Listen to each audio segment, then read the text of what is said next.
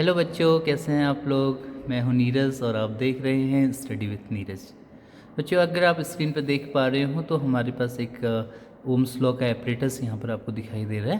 ठीक है, Ohm's law हम लोगों ने क्लास 10th स्टैंडर्ड पे पढ़ा होता है।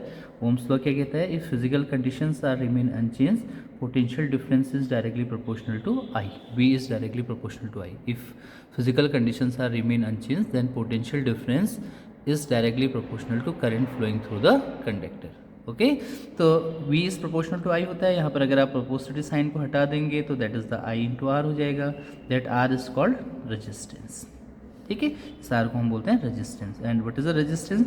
The property to oppose the current flow को हम रेजिस्टेंस कहते हैं। तो ये हमारे पास ओम्स लॉ रहता है। तो ये हमारे पास एपरेटस है जो ओम्स लॉ की वेरिफिकेशन के लिए हम लोग यूज़ करते हैं। ठीक है, इसका जो जो सर्किट डायग्राम है आप देख पा रहे होंगे, ये रेजिस्टेंस लगा हुआ है, ये वोल्ट मीटर हमारे पास है, ये एमीटर लगा हुआ है। और एमीटर हमें सीरीज़ में कनेक्ट होता है, वोल्ट मीटर पैरेलल में कनेक्ट होता है रेजिस्टेंस के साथ। ये जो है आपके पास रिहोस्टेट दिख रहा है।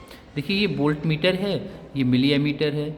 इस वोल्ट मीटर की जो लीस्ट काउंट है वो 0.1 वोल्ट है और इसकी लीस्ट काउंट है 10 मिली एम्पियर। सबसे स्मॉल लीस्ट काउंट बोलते हैं, स्मॉलेस्ट डिवीजन जो मेजर करता है उसको हम बोलते हैं लीस्ट काउंट। तो 10 मिली एम्पियर इसकी लीस्ट काउंट है और इसकी लीस्ट काउंट है 0.1 वोल्ट। ओके, तो ये हमारे पास एक स्टैंडर्ड रेजिस्टेंस हमें दिखाई दे रहा है, आप लोग देख पा रहे होंगे, ये एक स्टैंडर्ड रेजिस्टेंस है। इस रेजिस्टेंस को हम इन दो एंड पर कनेक्ट कर देंगे। ठीक है, इसको हम यहाँ से ऑन करेंगे। अब देखिए, अभी हमारे पास दोनों नीडल जीरो पर है। ठीक है, तो अब हम करंट को कॉन्स्टेंटली, रिहोस्टेट जो होती है वो करंट को कंट्रोल करने के लिए यूज़ किया जाता है। हम इसको कॉन्स्टेंटली बढ़ाएंगे और कॉन्स्टेंटली हमने इसको इंक्रीज़ किया, करंट को इंक्रीज कर रहे हैं। ठीक है, करंट को कॉन्स्टेंटली इंक्रीज़ करेंगे तो ये हमारे पास करंट हमने 5 डिवीज़न ले लिया इसके, यानी कि 50 मिली एम्पियर। देखिए हमारे पास अगर हम देखेंगे तो हमने कितना ले लिया, करंट कितना ले लिया, 50 मिली एम्पियर। 5 डिवीज़न आ रहे हैं तो 50 मिली ampere, 1 division equal to 10 milli ampere. तो इसके कॉरस्पॉन्डिंग अगर आप यहाँ देखेंगे तो यहाँ भी 5 डिवीज़न आ रहे हैं, तो 5 डिवीज़न का मतलब हो गया 0.5 वोल्ट। मैंने बोला था ना 1 डिवीज़न इक्वल टू 1 वोल्ट की है। देन हम इसको फिर कॉन्स्टेंटली देखिए 10 डिवीज़न कर लेते हैं, तो 10 डिवीज़न का मतलब हमारे पास है सेकेंड, हमारे पास हो जाएगा 100 मिली एम्पियर। और यहाँ पर देखिए कॉरस्पॉन्डिंग जो वैल्यू है वो कितनी हो गई हैं, यहाँ भी 10 डिवीज़न हो गए हैं, यानी कि वो हमारे पास कितना हो जाएगा 1.0। देन हम कॉन्स्टेंटली फिर से इसको इंक्रीज करते हैं, तो यहाँ देखिए आपके पास कितना हो गया 150 milli ampere, 150 milli ampere. Corresponding अगर आप यहाँ देख रहे हैं तो यहाँ पे भी कितना हो गया 1.5 वोल्ट। ऐसी नेक्स्ट अगर हम देखेंगे तो यहाँ पर हमारे पास 200, ओके, ये आप देख पा रहे होंगे, तो ये हमारे पास हो जाएगा 200 मिली एम्पियर हो गया। ठीक, तो उसके कॉरस्पॉन्डिंग यहाँ आप देख पा रहे होंगे 2.0 वोल्ट। इस तरीके से हम फिर फर्दर इसको इंक्रीज करेंगे, 5 डिवीज़न हम इंक्रीज कर रहे हैं, तो नेक्स्ट रीडिंग हमारे पास हो जाएगी, ठीक है, नेक्स्ट रीडिंग हमारे पास हो जाएगी 250 मिली एम्पियर और उसके कॉरस्पॉन्डिंग यहाँ पर हमारे पास वोल्टेज आ रही है 2.5 वोल्ट। ठीक है, बहुत सारी रीडिंग आ गई हैं। देखिए चलिए आगे बढ़ते हैं, इसी को हम कंप्लीट करते हैं। ठीक है, अब हम क्या करेंगे, एक बेसिक स्केल बना लेंगे। स्केल के लिए यहाँ पर वैसे हमें ज़्यादा कुछ नहीं करना है, मैं इसी में बना रहा हूँ, हम चाहें तो ग्राफ पेपर में भी स्केल बना सकते हैं। ठीक है, तो बेसिक है, 10th लेवल में आता है ये। तो आपके पास this is the X axis. ठीक है, मैं स्केल ले लेता हूँ यहाँ पर थोड़ा सा। ठीक, अलोंग एक्स एक्सिस में कंसिडर कर लेता हूँ, along to X axis. Actual में हम जिसको वेरी कराते हैं उसको हमें आई एक्सिस पे, एक्स एक्सिस पे लेना चाहिए, तो हमने यहाँ आई को वेरी कराया, तो अलोंग एक्स एक्सिस में ले लेता हूँ 50 milli ampere is equal to 1 centimetre. Okay, और along to the Y axis में ले लेता हूँ, वाई एक्सिस के अलोंग क्या ले लेता हूँ, along to the Y axis में ले लेता हूँ क्या, 0.5 volt is equal to 1 centimetre. Okay, तो इस तरीके से अगर हम यहाँ पर डिविजन्स बनाएं तो हमारे पास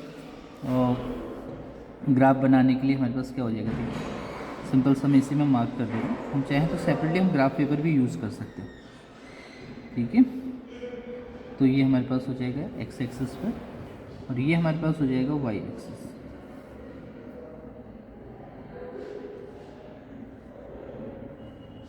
ये हमारे पास हो जाएगा वाई एक्सिस। ठीक है, तो ये कितना रिप्रेजेंट करेगा हमारे पास, मैंने बोला 50, फिर 100, 150, 200, 250, 300। ये किसको रिप्रेजेंट कर रहा है, आई को इन मिली एम्पियर। ओके, और वाई एक्सिस पे हमने कहा वी को रिप्रेजेंट कर रहा है किस पर, वोल्ट पर रिप्रेजेंट कर रहा है। तो वोल्ट पे ये किसको दिखाएगा 0.5, ये दिखाएगा 1.0, ये दिखाएगा 1.5, दिखाएगा 2.0, 2.5 और ये दिखाएगा 0। ओके, तो अब हमारे पास क्या हो गया, ध्यान से समझें इधर मेरी बात। ठीक है, देखिए हमारे पास रीडिंग्स क्या थी, इधर ध्यान से सुने। 50 मिली एम्पियर पे हमारा 0.5 था, तो 50 वाली लाइंस पर हम आगे बढ़ेंगे और यहाँ पर हमारे पास ये आ जाएगी।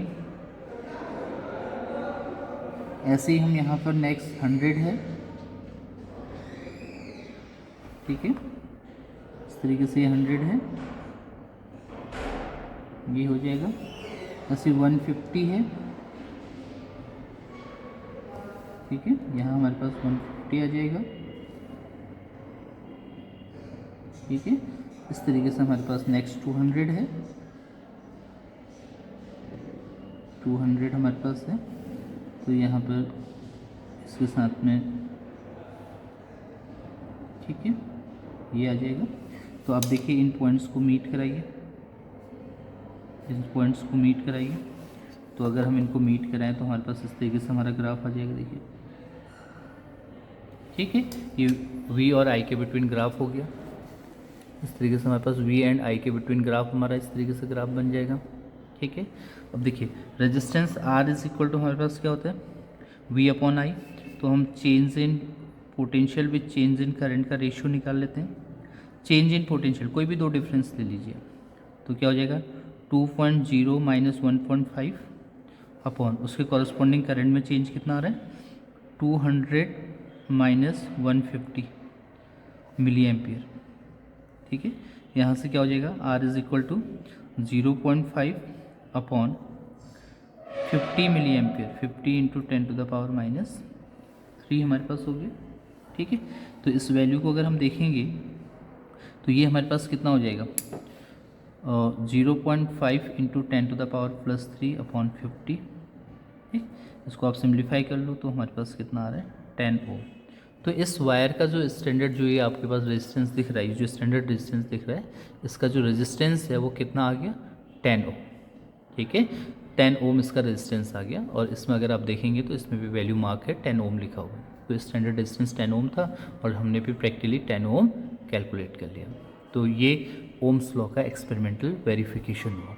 ठीक है, तो इस तरीके से आप इस एक्सपेरिमेंट को कर सकते हैं। ओके, चलिए ठीक है, आज के लिए इतना ही।